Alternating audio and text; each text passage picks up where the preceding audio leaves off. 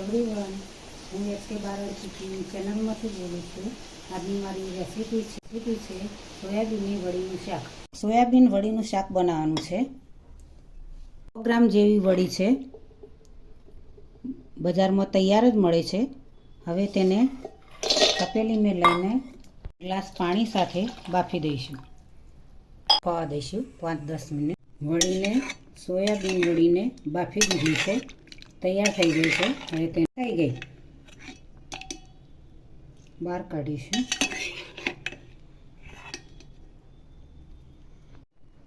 આ રીતે 2 ટુકડા કરી દઈશું.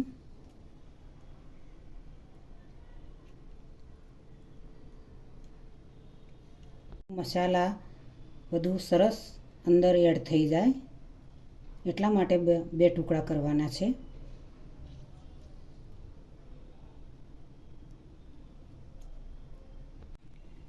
આ રીતે ટુકડા કરવાથી તેમાં મરચું મસાલા સરસ રીતે એડ થઈ જાય, ફિક્કાશ લાગે નહીં.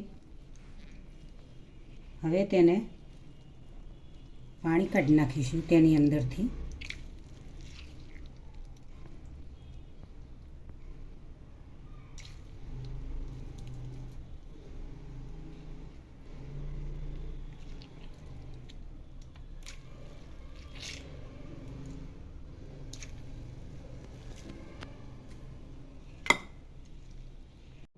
હવે તપેલીની અંદર 1 ચમચી તેલ એડ કરીશું. વડી નોર્મલી શેકી દઈશું, ગરમ કરી દઈશું.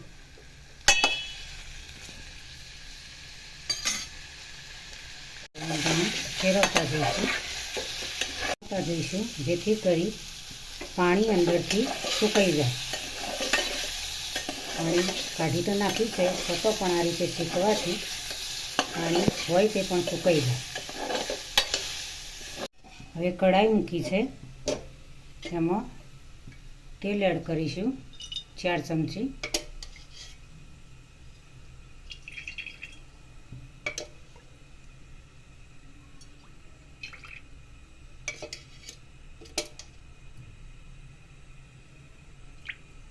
હળદર એડ કરીશું અડધી ચમચી. મીઠું એડ કરીશું અડધી ચમચી. મરચું એડ કરીશું 1 ચમચી. દહીં એડ કરીશું 1 ચમચી. હવે અડધી ચમચી રાઈ એડ કરીશું. જીરું એડ કરીશું. ધાણા લસણની પેસ્ટ એડ કરીશું. તમાલપત્ર એડ કરીશું.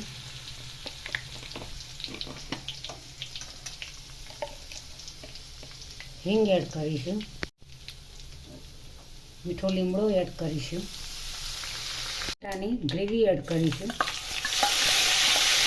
ડુંગળીની ગ્રેવી એડ કરીશું.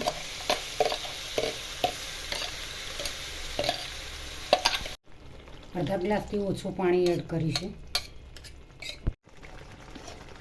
હવે સોયાબીનની વડી એડ કરીશું.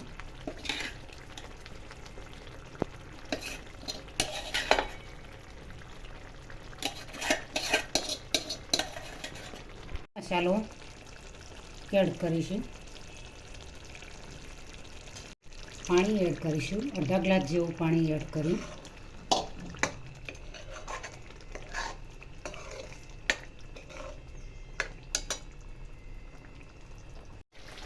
જ્યાં સુધી દહીંનું પાણી સુકાઈ ના જાય ત્યાં સુધી થવા દેવાનું છે.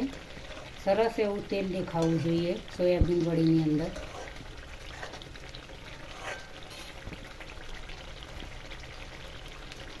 પાણી બિલકુલ હવે નથી, પાણી બળી ગયું છે. હવે આ રીતે સુકાઈ ગયું છે. આ રીતે વડી તૈયાર થઈ ગઈ છે. સોયાબીન વડીનું શાક સરસ એવું મસ્ત. હવે ગેસ બંધ કરીશું. એનું શાક તૈયાર થઈ ગયું છે. ગાર્નિશિંગ માટે ધાણા એડ કરીશું. સોયાબીન વડીનું શાક સરસ એવું ટેસ્ટી અને સ્વાદિષ્ટ તૈયાર થઈ ગયું છે. આ રીતે તમે વડીનું સોયાબીન વડીનું શાક સરળ રીતે ઘરે બનાવી શકો છો. સોયાબીન વડીની અંદર પ્રોટીનનું પ્રમાણ પુષ્કળ પ્રમાણમાં હોય છે. તેને તમે આ રીતે બાફીને બનાવી પણ શકો છો. ગ્રેવીવાળું કોરું શાક પણ તમે બનાવી શકો છો. રસાવાળું શાક પણ તમે બનાવી શકો છો. ગ્રેવી વગર પણ તમે બનાવી શકો છો. અનેક રીતે સોયાબીન વડીનું શાક બની શકે છે. તેને ખાવામાં રોટલી સાથે ખૂબ જ મજા આવે છે.